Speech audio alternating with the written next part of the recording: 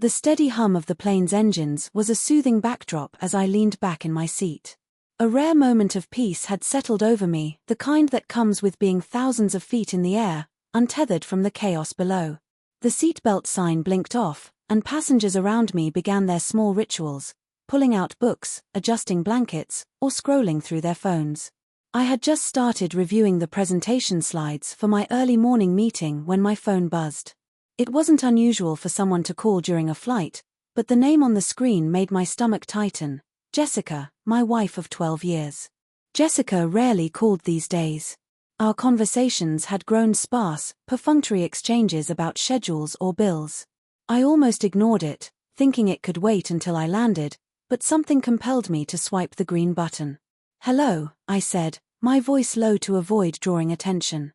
Her voice came through clear, calm, and unsettlingly cheerful. "Michael, I wanted to let you know I've made a decision." "A decision?" My pulse quickened. Her tone wasn't one of someone debating what to cook for dinner or where to vacation. It carried a weight that made me grip the armrest tighter. "Yes," she said smoothly. "I've decided to get married." For a moment, I thought I'd misheard her. "What are you talking about?" "We're married." She laughed softly, a sound devoid of warmth. "To someone else. I've been seeing Daniel." "You've met him, my boss." The words felt like a physical blow, knocking the breath out of me. I could only manage a hoarse, "What?" "We've been serious for a while," she continued. "I've sold the house and moved my things out. You'll need to find somewhere else when you get back."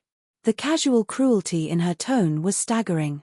This wasn't just betrayal, it was premeditated annihilation. Yet, instead of exploding with rage or sinking into despair, a strange calm settled over me. "All right," I said evenly. "All right?" She echoed, clearly thrown off by my lack of reaction. "That's all you have to say?" "Yes." "All right." My voice was steady, betraying none of the storm building inside me. Without waiting for a reply, I ended the call and stared out the window, the city lights below blurring into streaks. That single word, "all right," wasn't surrender. It was resolve. If Jessica thought she had written the final chapter of my story, she was sorely mistaken. This was just the beginning. The plane touched down in Chicago's O'Hare International Airport in the early hours of the morning, but I barely noticed the landing. My mind was a whirlwind of thoughts, replaying Jessica's words over and over. The signs had been there, hadn't they? Late nights at the office, the guarded phone conversations, the sudden disinterest in anything remotely personal between us. Daniel's name had peppered her conversations for months. "Daniel thinks we should extend the project timeline. Daniel said I've been indispensable to the team." I'd brushed it off as professional admiration, unaware it was a precursor to the knife she'd twist in my back. But selling the house? That was a step I hadn't anticipated. It was as if she wanted to erase every trace of the life we had built together. Yet, she underestimated one critical thing: I wasn't going to let her dictate the terms of my life. As soon as I stepped off the plane, I called my lawyer, Andrew. "Andrew, it's urgent. Jessica says she sold the house. Is that even possible?" Andrew's calm voice was like a balm. "Not without your signature. The house is in your name, remember? Let me dig into it, but I'm confident she doesn't have a legal leg to stand on." I hung up, a faint smile tugging at my lips. Jessica had played her hand, thinking I'd be blindsided, but she hadn't accounted for the safeguards I'd put in place. She thought she was dismantling my life, but all she'd done was set the stage for me to take control. That night, sitting in my room at the Windermere, a hotel that felt both foreign and freeing, I let the memories come. There was a time when Jessica had been the center of my world. I remembered the first time I saw her at a company networking event. She was vibrant, charming everyone around her with a laugh that was infectious and a confidence that was magnetic. We bonded over our shared ambitions, dreams of building something meaningful. In the early years, we were a team, unstoppable and in sync. I threw myself into growing my logistics business, while Jessica climbed the corporate ladder. We celebrated each other's successes, cheering loudly from the sidelines. But somewhere along the way, the cracks began to form. It wasn't one catastrophic event but a slow erosion. The late-night texts she guarded, the unexplained charges on the credit card, the emotional distance that widened with every passing year. I had ignored it for far too long, convincing myself that we were just going through a rough patch. But hindsight is a cruel teacher. Now, I could see how Jessica had been laying the groundwork for this betrayal for years, and I had been too blind, or too hopeful, to notice. As I sat in the hotel room, my phone buzzed again. This time, it was an unknown number. I hesitated but answered. "Michael," a woman's voice said, soft and hesitant. "Yes. Who is this?" "My name is Claire. I work with Jessica. There's something you need to know." My heart raced. "What is it?" "Jessica and Daniel, they've been planning this for months. It's not just about the house. They're after your business too. Be careful." Before I could respond, the line went dead. The next morning, I met Andrew at his office in downtown Chicago. The skyline outside his window was a stark contrast to the storm brewing inside me. Andrew spread a stack of documents across his desk, his expression serious but reassuring. "The house is still legally yours," he confirmed. "Jessica may have started the process, but no reputable buyer would finalize the sale without your consent." Relief washed over me, but it was quickly replaced by a simmering determination. "Then she doesn't know it's still mine," I said, leaning back in my chair. "Let's keep it that way, for now." Andrew raised an eyebrow. "What are you planning, Michael?" I gave him a faint smile. "I'm not planning anything. I'm just protecting what's mine." For the next few hours, Andrew and I outlined every legal safeguard we could implement to ensure Jessica couldn't touch a single asset.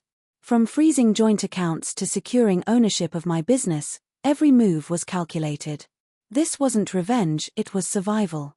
By the time I returned to the Windmere, the weight of Jessica's betrayal had begun to settle in a way that felt both suffocating and liberating. The memories of what we had built together were tainted now, each one colored by the knowledge of her deception. But beneath the hurt was something else, a clarity I hadn't felt in years. The next morning, I stared out the window of my hotel room, the Chicago skyline shimmering with the promise of a new day. My coffee had long gone cold, but I couldn't bring myself to move. Jessica's words echoed in my mind, "You'll need to find somewhere else to stay." The sheer audacity of her statement would have been laughable if it weren't so cruel. I had worked tirelessly to build that home, brick by metaphorical brick. It wasn't just a house, it was a testament to the sacrifices I had made, the countless late nights and missed moments in pursuit of a better life for both of us. Now, she was trying to erase it all. But she had underestimated me. That afternoon, I reached out to Ethan, my financial advisor, to ensure every possible safeguard was in place. As I explained the situation, Ethan's tone turned serious. "Michael, I've been monitoring your accounts, and there's something you should know," he said. "Jessica made several large withdrawals over the past few weeks." My jaw tightened. "How large are we talking?" "Significant," Ethan said, his voice careful. "Enough that it could have been a serious problem if you hadn't already moved most of your assets into protected accounts." I closed my eyes, the betrayal deepening. Jessica hadn't just been planning to leave me, she'd been trying to rob me blind on her way out. "Freeze everything connected to her immediately," I said, my voice steely. "Already done," Ethan assured me. "She can't touch another dime." Hanging up, I felt a grim satisfaction. Jessica's web of lies was beginning to unravel, and I wasn't going to stop until I was free of every strand. Later that evening, as I was reviewing documents in my hotel room, my phone buzzed again. This time, it was a text from an unknown number. "Michael, we need to talk. It's about Jessica. Meet me at the Blue Note Cafe tomorrow at noon. Don't tell her. Daniel." I stared at the message, my mind racing. What could Daniel possibly want? Was this a trap, or did he have information that could help me? Either way, I knew I had to go. The Blue Note Cafe was a cozy spot tucked into a quiet corner of Chicago's River North District. Its warm lighting and the faint hum of jazz music made it feel like a place where secrets could be shared. I arrived a few minutes early, scanning the room for Daniel. He was already there, sitting at a corner table, his posture tense. As I approached, he looked up, his expression a mix of guilt and apprehension. "Michael," he said, standing briefly to shake my hand. Thanks for coming. I nodded, taking a seat across from him. You said we needed to talk. What's this about?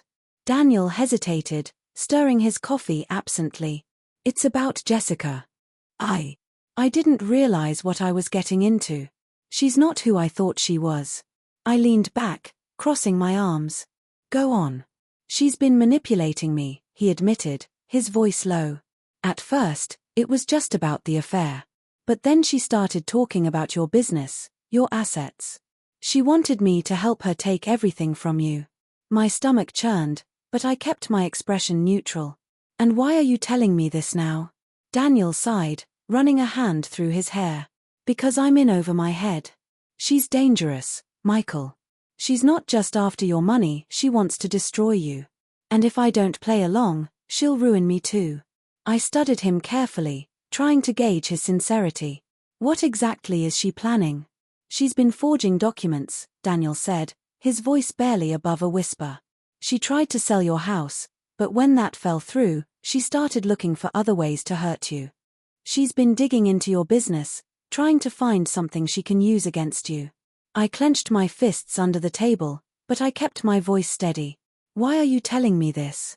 Because I don't want to be part of this anymore, he said, his eyes pleading.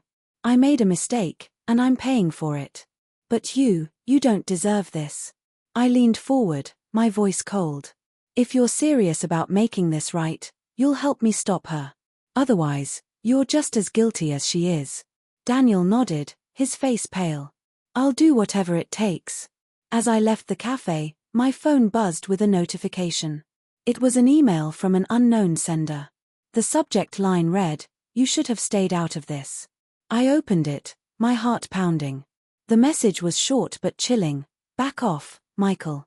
This isn't your fight. If you know what's good for you, you'll walk away. A friend. I stared at the screen, my mind racing. Was this from Jessica? Or was someone else involved? Either way, it was clear that the stakes were higher than I'd realized. The next few days were a blur of meetings, phone calls, and sleepless nights. Andrew and I worked tirelessly to secure every legal and financial safeguard possible. Ethan froze Jessica's access to all joint accounts, and Andrew filed a restraining order to keep her away from the house. Meanwhile, Daniel provided us with documents and emails that exposed Jessica's plans, though I still didn't fully trust him. One evening, as I was leaving my office, I noticed a black SUV parked across the street. Its engine was running, and the tinted windows made it impossible to see inside. A chill ran down my spine, but I forced myself to stay calm. I got into my car and drove straight to the Windermere, glancing in the rearview mirror every few seconds. The SUV didn't follow me, but the sense of unease lingered. When I got back to my hotel room, I called Andrew. I think someone's watching me, I said, my voice tense. Did you get a license plate? He asked. No, the windows were too dark. But it felt deliberate. Andrew sighed. Be careful, Michael. Jessica's not playing fair, and we don't know who else might be involved. The next morning, I decided it was time to confront Jessica. I drove to the house, my hands gripping the steering wheel tightly. The familiar sight of our home, a modern two-story house in Chicago's Lincoln Park neighborhood, brought a wave of bittersweet memories. But there was no time for nostalgia. I found Jessica in the living room, packing the last of her belongings into cardboard boxes. She looked up as I walked in, her expression a mix of surprise and defiance. Michael, she said, her voice cool. What are you doing here? This is my house, I replied, my tone steady. I think the better question is, what are you doing here? She crossed her arms, her eyes narrowing. I told you, I've moved out. The house is sold. I shook my head, pulling out the folder Andrew had prepared. No, it's not. The house is still in my name, Jessica. You can't sell it without my signature. She hesitated, her confidence wavering as she flipped through the documents. You planned this, she accused, her voice shaking. No, I said evenly. I protected myself. Something you should have thought about before you started forging documents and stealing from me. Her face flushed with anger. You think you're so clever, don't you? But this isn't over, Michael. You have no idea what I'm capable of. I took a step closer, my voice low but firm. I know exactly what you're capable of, Jessica. And I'm not afraid of you. For a moment, she looked like she might say something more, but then she turned on her heel and stormed out, slamming the door behind her. That night, as I was unpacking a few boxes in the house, I heard a noise coming from the backyard. My heart raced as I grabbed a flashlight and cautiously made my way to the kitchen. The back door was slightly ajar, and the lock had been picked. I stepped outside, scanning the dark yard, but there was no one there. Just as I was about to go back inside, I noticed something on the patio table, a single red rose and a note. The note read, "You should have walked away." The red rose and the cryptic note left me on edge. Someone was sending me a message, and it wasn't Jessica. She wasn't the type for theatrics. I called Andrew immediately, and he urged me to file a police report. "This is getting dangerous, Michael," he said. "You need to be careful." I agreed, but I also knew I couldn't back down. Jessica had already taken so much from me, and I wasn't going to let her, or anyone else, intimidate me into giving up the rest.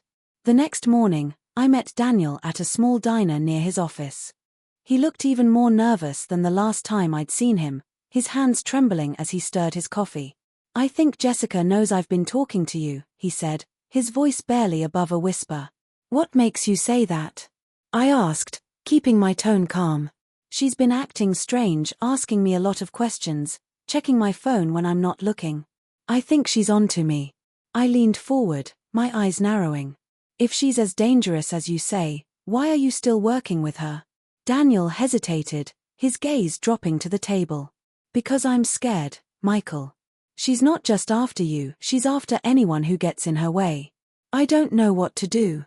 I studied him for a moment, trying to decide if he was telling the truth or setting me up. "If you're serious about making this right, you'll help me bring her down. Otherwise, you're just as guilty as she is." He nodded, his face pale. "I'll do whatever it takes."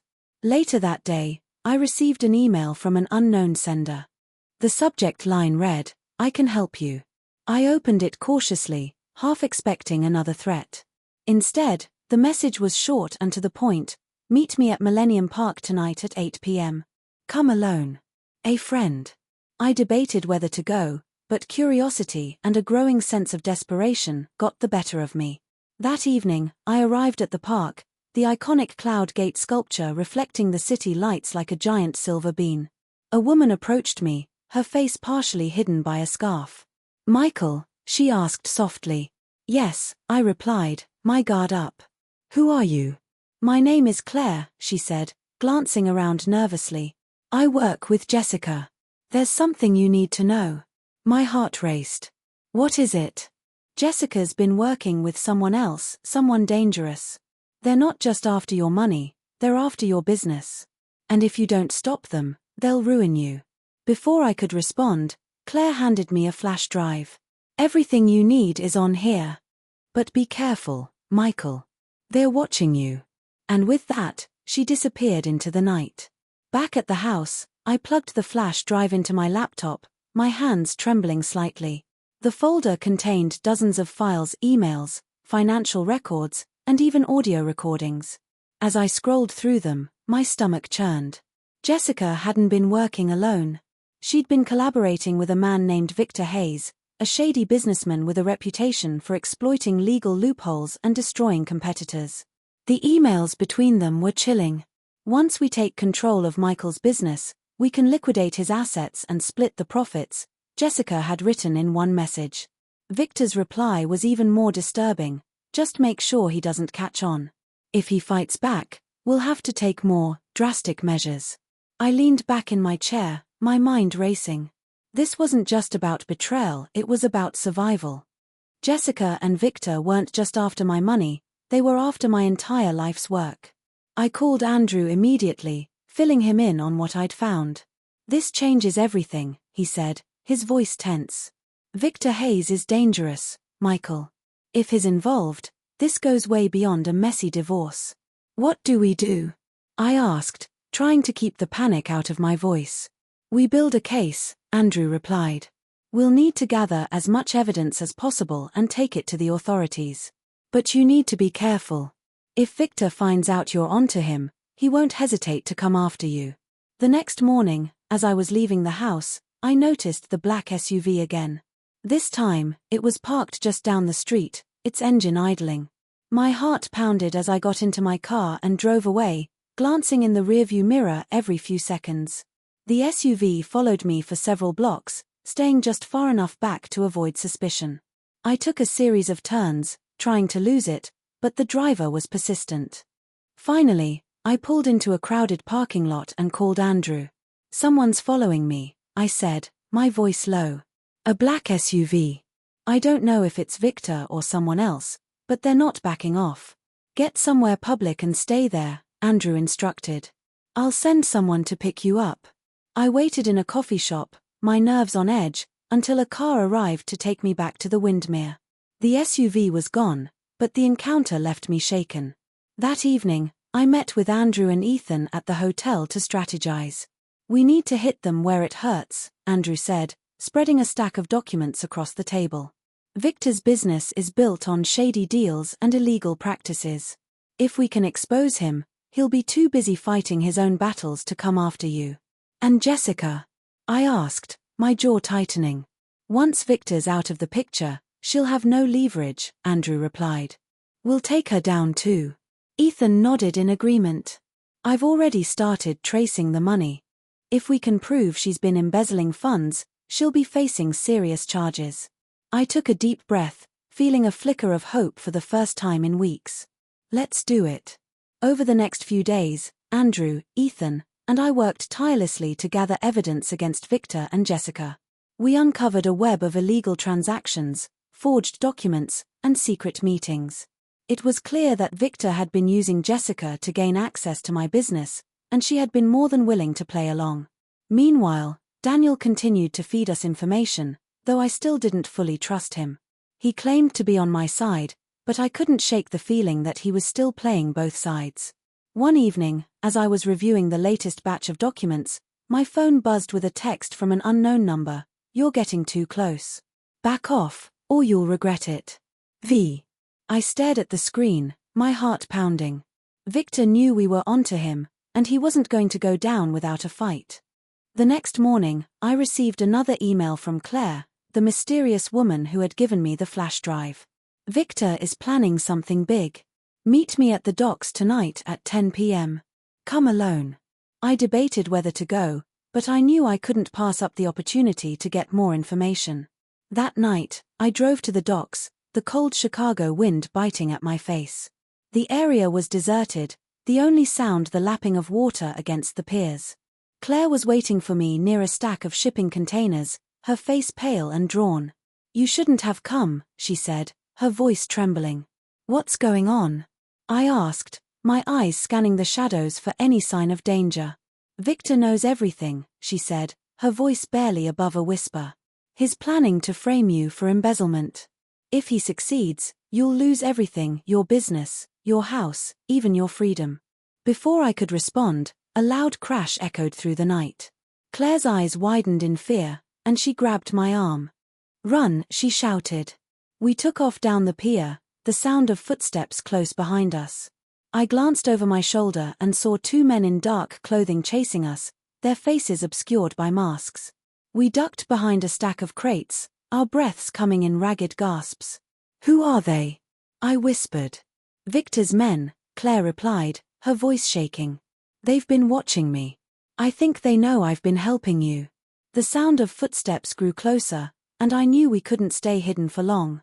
Just as the men rounded the corner, a police siren blared in the distance. The men hesitated, then turned and ran, disappearing into the night. Claire and I stayed hidden until the police arrived, their flashlights scanning the area. "Are you okay?" one of the officers asked as we stepped out of the shadows. "We're fine," I said, my voice steady despite the adrenaline coursing through me. "But we need to report a crime." After the incident at the docks, I knew we were running out of time. Victor and Jessica were getting desperate, and their attempts to intimidate me were becoming more aggressive. Andrew, Ethan, and I met at my house to finalize our plan. "We have enough evidence to take them down," Andrew said, spreading the documents across the dining table. But we need to act fast. If Victor realizes we're onto him, he'll disappear, or worse.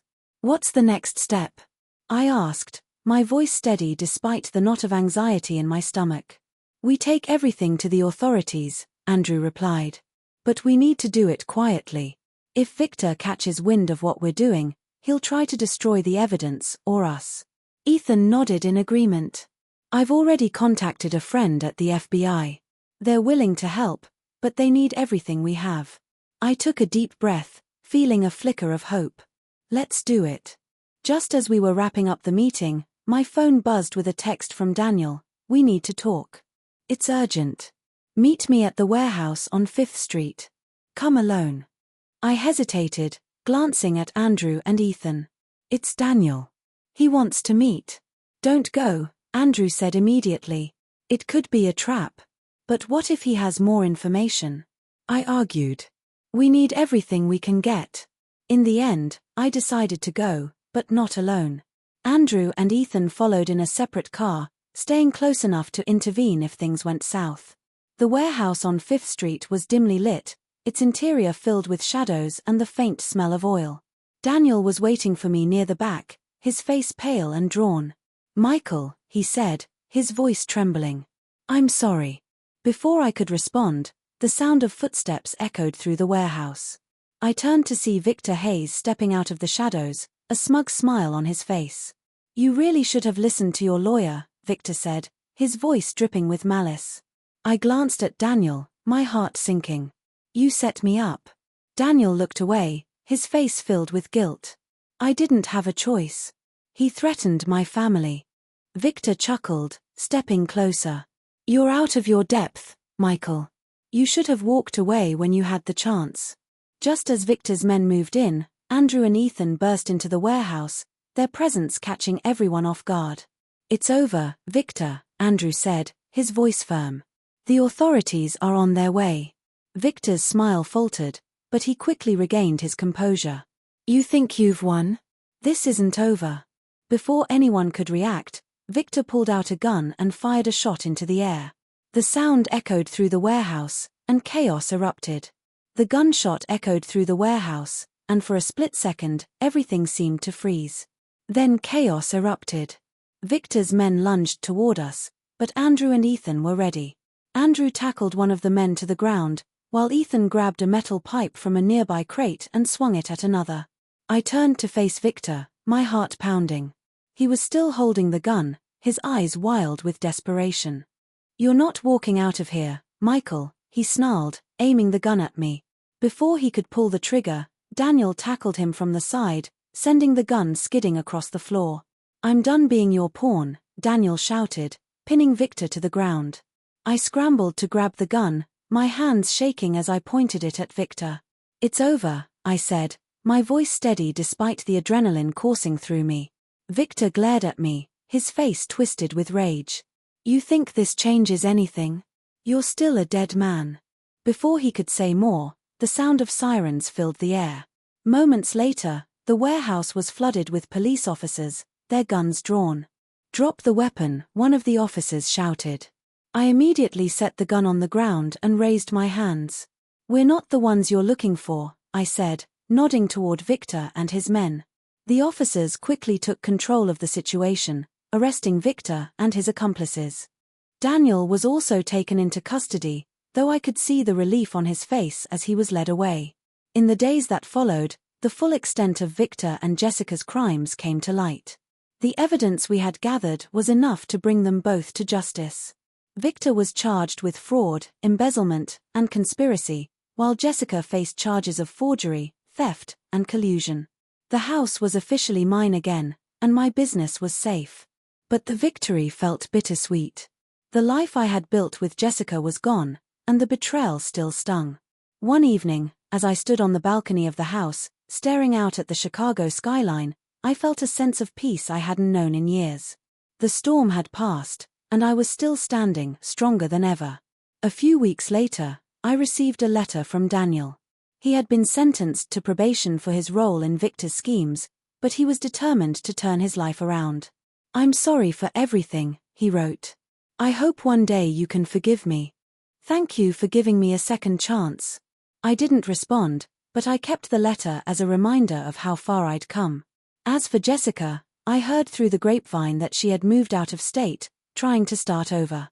I didn't know if she'd ever find the peace she was looking for, but I knew I had found mine. The house, once a symbol of betrayal, was now a sanctuary. I repainted the walls, rearranged the furniture, and filled the space with new memories.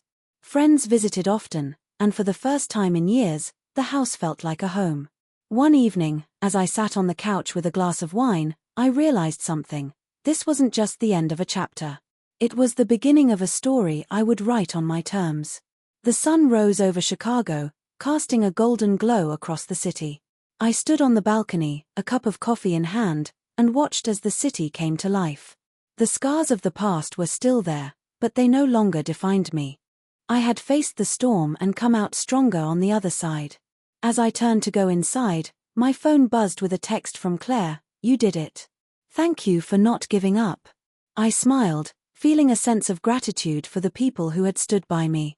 The road ahead was still uncertain, but for the first time in a long time, I was ready to face it.